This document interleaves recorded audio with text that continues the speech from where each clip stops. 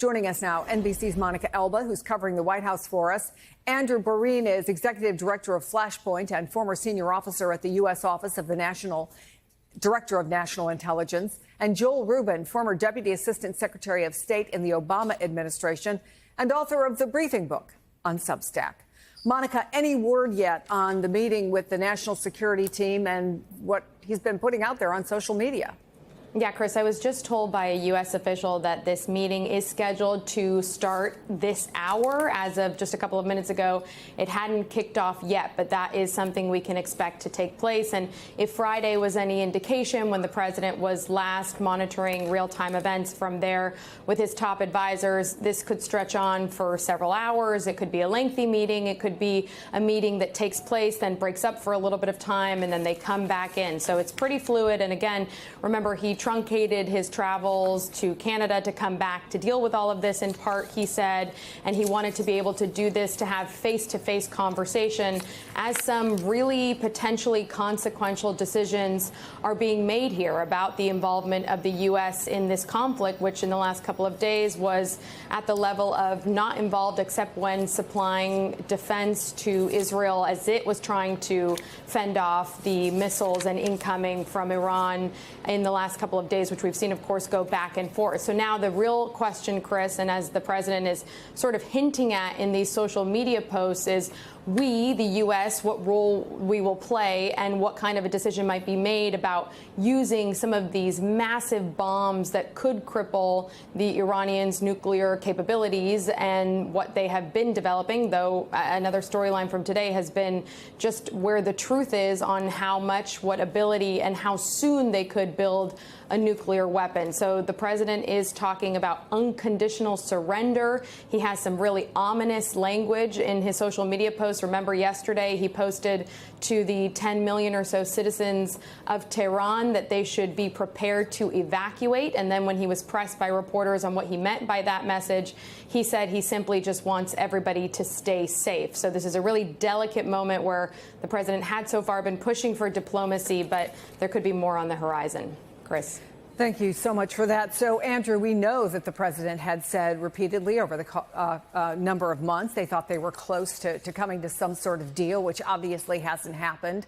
Monica just mentioned calling on folks to evacuate. In addition, those social media posts, we are not going to take the supreme leader out, kill, at least not for now, and then saying our patience is wearing thin. How do you see this moment? I think this is probably the most fragile moment in modern global security history. Iran has longstanding assessments, and it's almost irrelevant if it's months or hours or days away from an offensive nuclear capability. There has been consensus that it is imminent and approaching, and that assessment is held for several years through different administrations. I think what prompts that this is now extremely dangerous is Iran is isolated, weakened, and backed into a corner. And when in the past Iran has been in these types of situations, they resort to cyber attacks. And just this week, since the last 5 days have started, we've seen a 700% increase in Iranian cyber attacks on Israeli targets. Now, those cyber attacks have the potential to spill over into other allied countries' critical infrastructure. That could create a very dangerous tripwire. If they resort to international terrorism, Iran has been the largest state sponsor of international terrorism for all of our adult lives since 1979. And if that terrorism were to kill an American citizen, a British citizen, a European citizen, you start to think, man, does that start to draw in traditional Western allies? So I think it's a very, very dangerous moment for the world. And I think we all have to kind of wait with bated breath and hope that diplomacy or negotiation or that the Iranians come to the table. Joel, Israel has pulled off some of the most audacious and successful acts of espionage over the last year or so. The exploding pagers targeting Hezbollah in Lebanon, assassinations of Axis of Resistance leaders in Tehran and elsewhere. Now it's claiming to have total aerial superiority over Iran. But how do you convince someone to pull back when they think they're winning a war against an enemy they view as an existential threat? Do you agree with Andrew that we are in this fragile and dangerous moment? Yeah, Chris, it's great to be with you. And I do agree with Andrew. I think that we're barreling towards bombing Iran. I think that this is a tragedy of the president's own making, going back to 2018 when he got out of a working nuclear deal that was designed to prevent this exact moment. So here we are in 2025, and to your point, Iran is a threat to Israel, a direct threat, and it has accelerated its nuclear program to points that need to be rolled back because it is posing it is nearly at capacity to building nuclear weapons and has enough material for 9 to 10. And I think that's just the moment we're in. Israel's attacks have gone a significant way towards degrading some of the nuclear infrastructure, but this is where it gets really dicey because Israel is not able to get rid of all the nuclear infrastructure. And if it is an incomplete set of strikes, it means that Iran will still have the capacity to then quickly advance and move towards building a bomb, which they will say is justified based upon these attacks. That's why President Trump is considering what to do right now, because only the United States has the ability to truly militarily terminate Iran's nuclear program. It's a coercive diplomacy moment. Will Iran pull back and say, we don't need that bombing, we'll eliminate or get rid of our enrichment, or will they not? And I think the president then move forward to this other option. Which brings us to the question of whether this situation, Andrew, can be de-escalated, right? The Wall Street Journal is reporting that resuming nuclear talks with the U.S. could be a kind of escape hatch for the Iranian regime. We don't know the full extent of the damage in Iran, but this morning, some top intelligence officials, including the CIA director, Ratcliffe, and DNI Gabbard, briefed senators on this situation.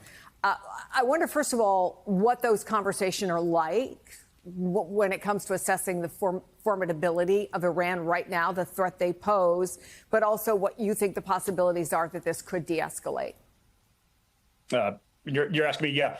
Look, first off, I just want to address the fact that I'm not sure that I agree with the assessment that only the United States can neutralize Iran's nuclear capacity. Yes, we have joint directed aerial munitions. Yes, we have all kinds of sophisticated ordnance, but so do many other international powers. So do several of our European partners. So I think that it's not only the United States that can come in and neutralize that. There are also reports that Mossad and other Israeli Defense Force entities have potentially mechanisms to do special operations, ground raids, penetrating and then detonating inside, for instance, the Fordow facility. The Fordow facility is largely what is the core of this conversation that only America can help. And I'm not 100% certain that that is 100% true. Now, I will say that those meetings with the DNI, Tulsi Gabbard, with CIA Director Ratcliffe, with the president, with the National Security Council, at this point, those are going to be conversations at a point-to-point, person-to-person basis.